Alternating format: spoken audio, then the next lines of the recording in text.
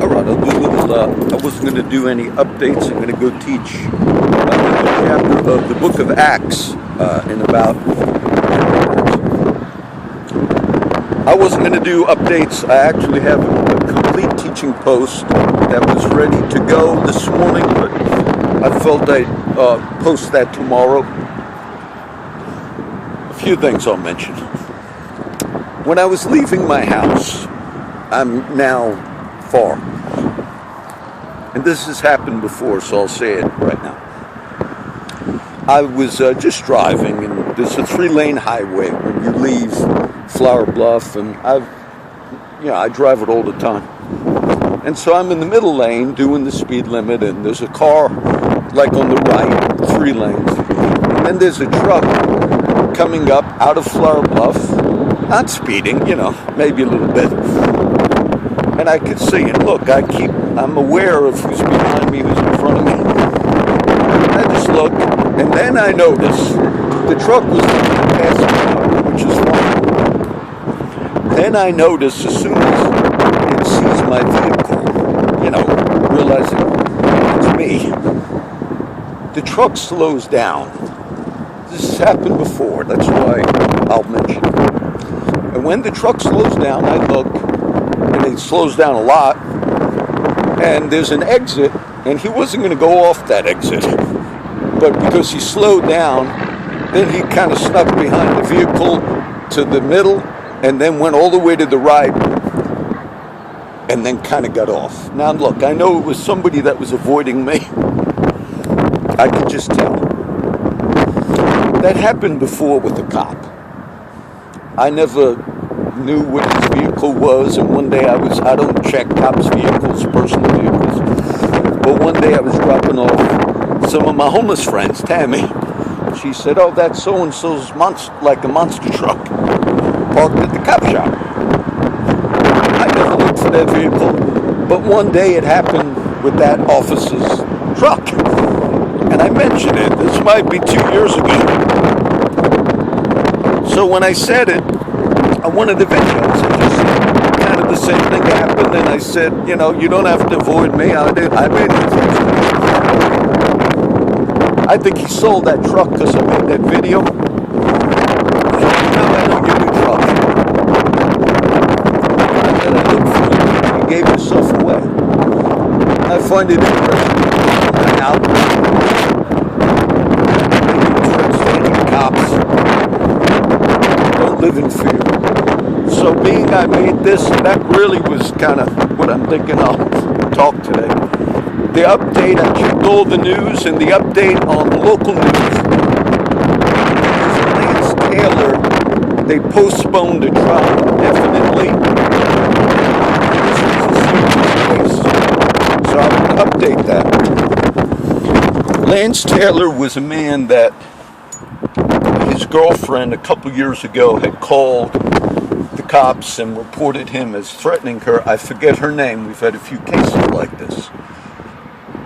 And then he later, more than likely, did kill her and then put her body in a barrel, burnt the body, and they found it near the Oso Creek, which is the waterway that I like, that you see me by sometimes. Terrible, terrible crime. The reason it was postponed, this is the local, is because a key witness has disappeared or has not been found.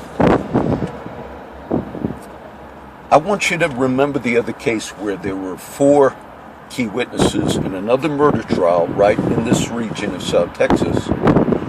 And the news had reported that all 4 witnesses mysteriously died within a number of days.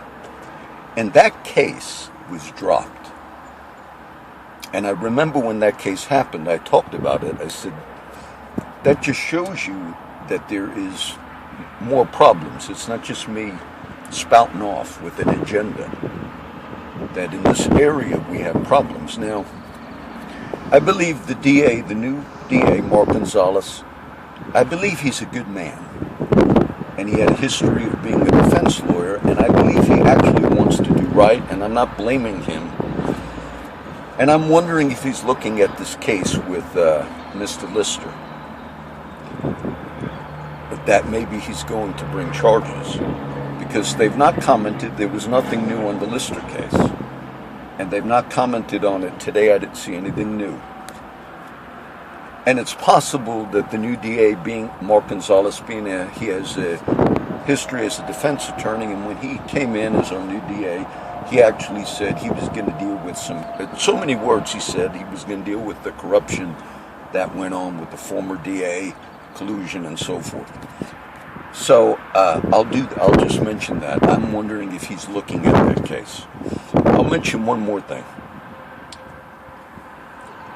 About a month or two ago, when I was doing rollouts, and I speak on issues. I speak on Sandra Bland and other issues, like I'm speaking on the Du Bois-Lister case.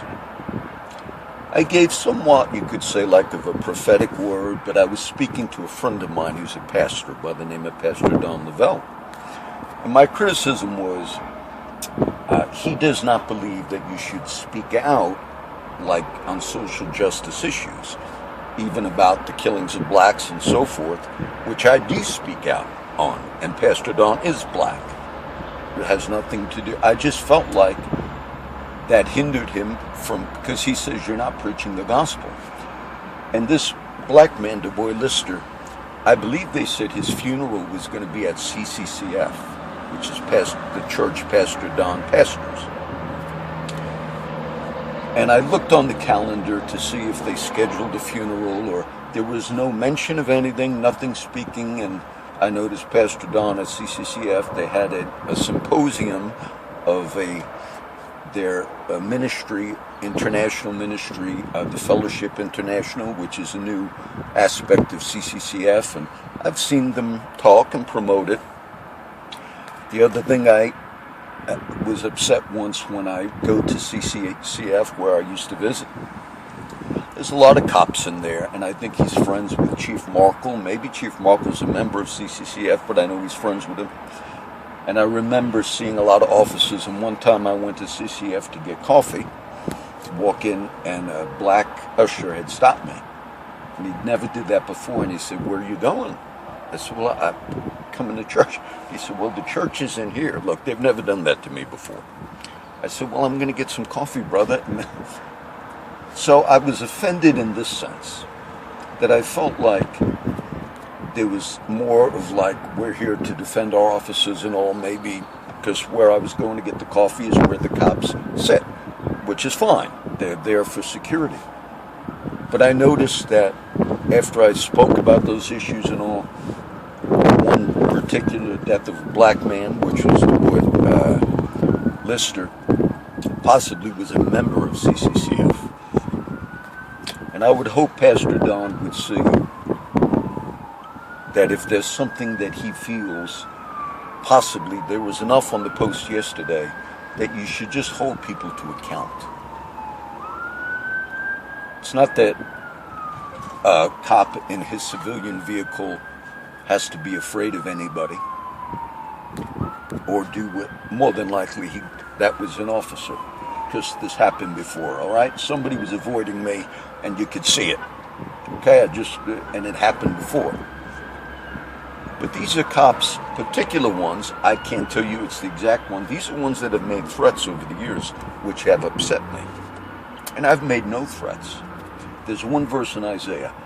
It says, "Who will contend with me?" He says, "Let him come near to me." God's kingdom is a real kingdom. And when it's manifesting, yes, the kings of the earth. I read a chapter in Isaiah last night. I forget which one, in the 20s. But the theme is the same. It says, it's actually a strong chapter. I might post it later, but it talks about judgment on a city, the kings of the earth, that they see when the kingdom of God is manifesting. So I'll do this as the update. If I had any more news, I would have given it to you, okay? God bless everybody.